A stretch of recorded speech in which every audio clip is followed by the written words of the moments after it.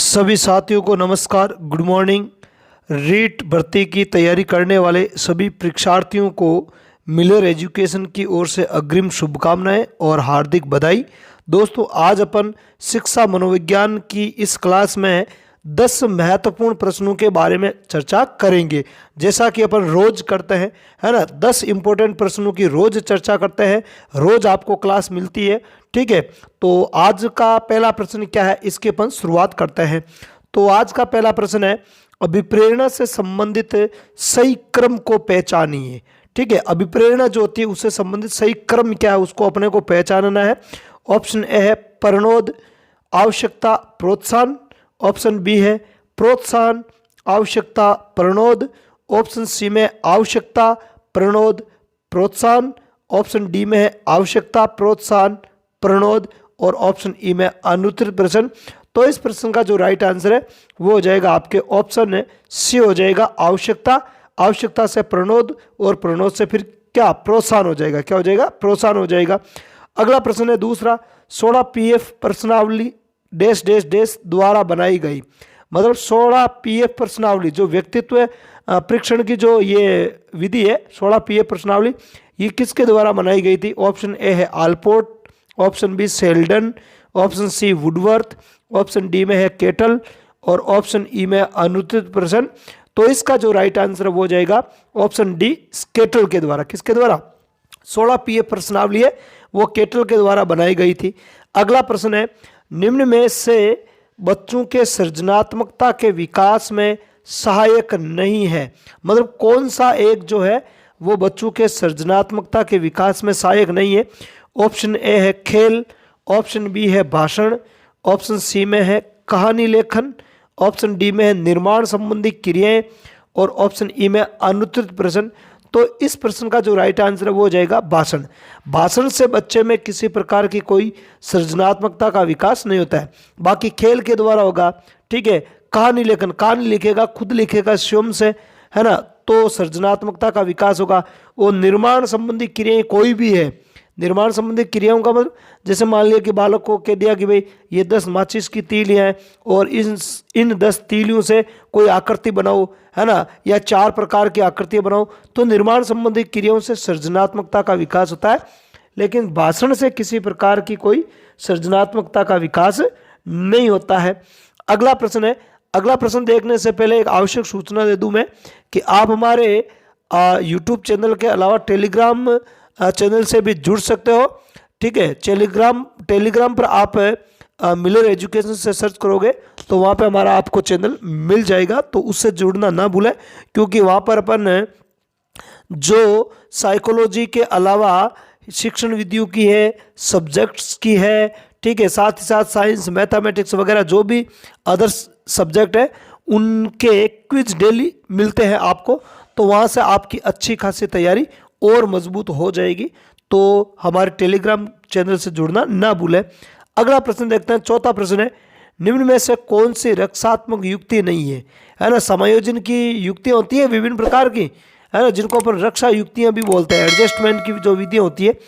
तो इनमें से कौन सी एक रक्षात्मक युक्ति नहीं है। देखो, ऑप्शन ए है क्षतिपूर्ति, ऑप्शन बी साहचर्य, ऑप्शन सी तादात्म्य, ऑप्शन डी औचित्य स्थापन, ऑप्शन ई में अनुत्तरित प्रश्न। तो इस प्रश्न का जो राइट आंसर हो जाएगा ऑप्शन बी साहचर्य। साहचर्य ये कोई समायोजन की विधि नहीं है या कोई रक्षात्मक युक्ति नहीं है, बल्कि क्षतिपूर्ति, तादात्म्य स्थापित करना, औचित्य स्थापन, ये जो है वो रक्षात्मक युक्तियां हैं। अगला प्रश्न है, समायोजन की प्रक्रिया है। ऑप्शन ए गतिशील, ऑप्शन बी स्थिर, ऑप्शन सी स्थानापन्न, ऑप्शन डी में है मानसिक और ऑप्शन ई में है अनुत्तरित प्रश्न। तो देखो, समायोजन की जो प्रक्रिया वो सदैव गतिशील होती है, इसलिए इसका जो राइट आंसर है वो हो जाएगा ऑप्शन ए, क्योंकि व्यक्ति को बार बार हर जगह समायोजन करना ही पड़ता रहता है। ये कोई प्रक्रिया स्थिर नहीं है ना। एक कार्य में समायोजन हो गया तो क्या हो गया, दूसरे कार्य के लिए फिर से समायोजन करना पड़ेगा। तो समायोजन की प्रक्रिया व्यक्ति के जीवन भर चलती रहती है।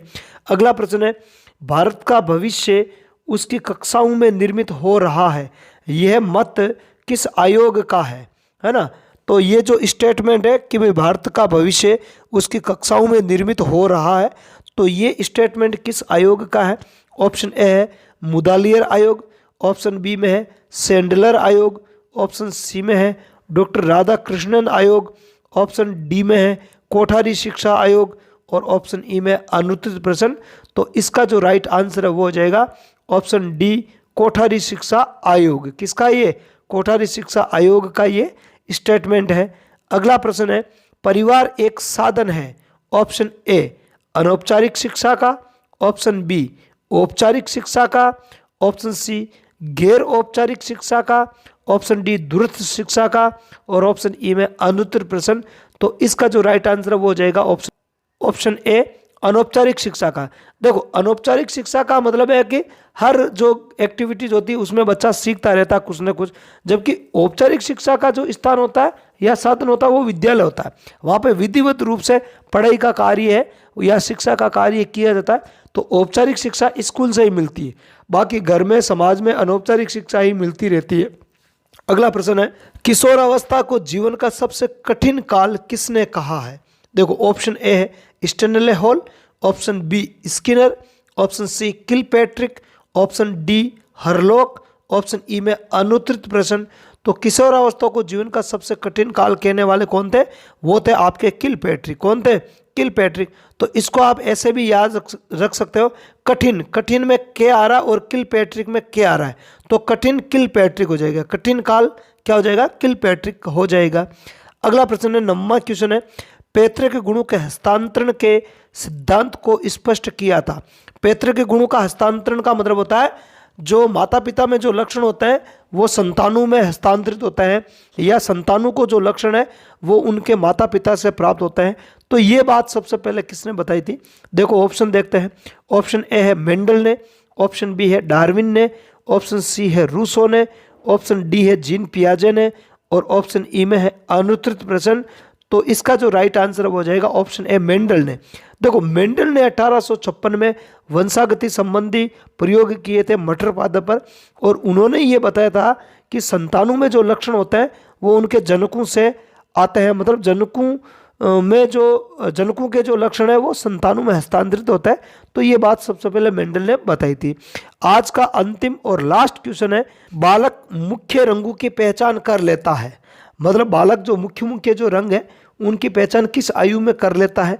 ऑप्शन ए है 2 वर्ष में, ऑप्शन बी 4 वर्ष, ऑप्शन सी 5 वर्ष, ऑप्शन डी में है 7 वर्ष और ऑप्शन ई में अनुत्तरित प्रश्न।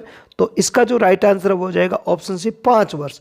मतलब बच्चा लगभग 5 वर्ष के आसपास होते होते वो मुख्य मुख्य रंगों की पहचान कर लेता है। तो आज की क्लास में इतना ही। क्लास यदि आपको अच्छी लगी है तो इसे अपने दोस्तों में शेयर जरूर करना है, और चैनल पर आप नए हो तो चैनल को सब्सक्राइब जरूर कर लेना है, ताकि जैसे ही मैं कोई वीडियो अपलोड करूं उसका नोटिफिकेशन आपको तुरंत मिल जाए। और इसके अतिरिक्त वीडियो अच्छी लगी है तो इसको लाइक ज़रूर करना है। साथ ही साथ आपको साइकोलॉजी में किस टाइप के प्रश्न चाहिए, या साइकोलॉजी में आपका जो कौन सा पॉइंट है वो वीक है, तो वो पॉइंट भी आप कमेंट में कर सकते हो, ताकि मैं उस पर प्रश्न बना सकूं अच्छे से अच्छे। तो साइकोलॉजी में आप कौन से पॉइंट की पहले तैयारी करना चाहते हो तो वो पॉइंट आप कमेंट में लिख देना, उनसे संबंधित मैं पहले प्रश्न बना दूंगा, पहले क्लास उनकी बना दूंगा, ताकि आपकी अच्छी तैयारी हो जाए। तो इस क्लास में इतना ही। धन्यवाद। जय हिंद।